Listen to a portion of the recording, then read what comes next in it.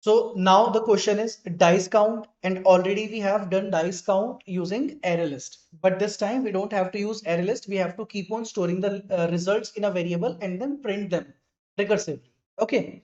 So now according to the question, it is like that you are given with a board. In this board, you can imagine you have 10 places. All right.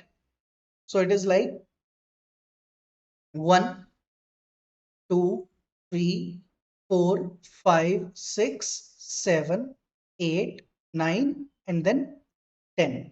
Actually, it will be 1, 2, 3, 4, 5, 6, 7, 8, 9, 10. All right. So it's like that. It's a game board. Okay. So it's a game board, and what we have to do, we have to reach from 1 to 10, and we have to find out the possible way to reach from 0 to 10 actually in this game board. Okay. And we know that if you have a dice, and dice contains value from 1 to 6 only.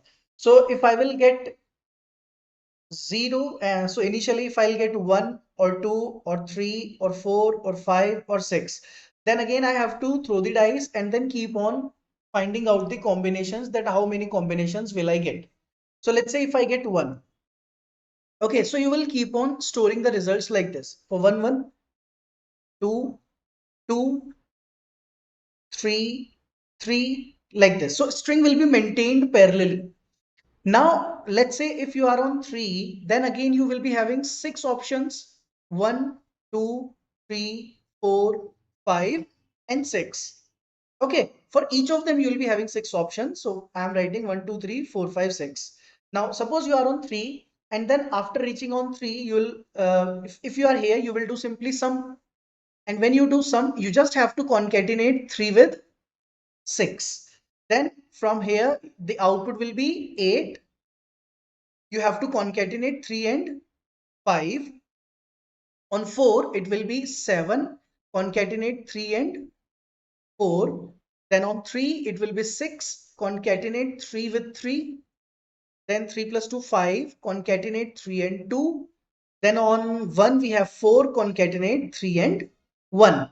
Then again throw the dice, and you will again get 6 possibilities. Then again keep on concatenating like this. So this is what we have to do in this question, that instead of storing the data in ArrayList, just print them parallelly. So dice count,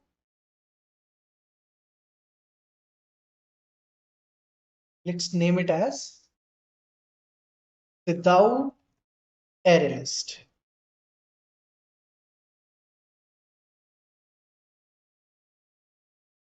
So there is a function, let's create a function static void, and the function name is dice game. Then in this function, we have to pass int, current, int, and then a string out. We have to pass 3 arguments. And we will call dice game function passing current as 0. Output is, let's say, 10, and initially the result is empty. All right. So if we talk about the logic of the dice game, the primary logic was that if I reach current becomes equals to the target, we will do something here. There was a negative base case. Negative base case is if your current is greater than end, that means you move over 10. The value becomes 11 or 12 or something. So it will be if current is greater than end, so simply return. In this case, I am going to print the result, or let's say the variable name is output, and then return.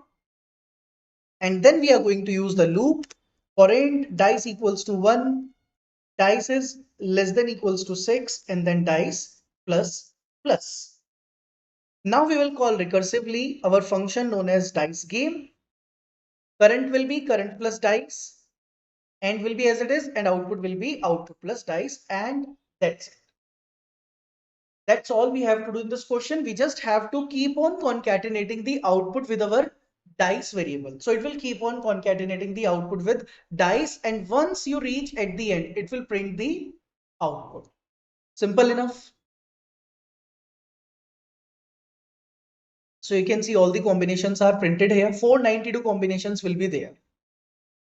All right. So if you're thinking like how exactly the solution is working, so simply when you have dice as 1, so it will keep on calling this 1, 1 till 10. Okay, 10 times it is going to call 1.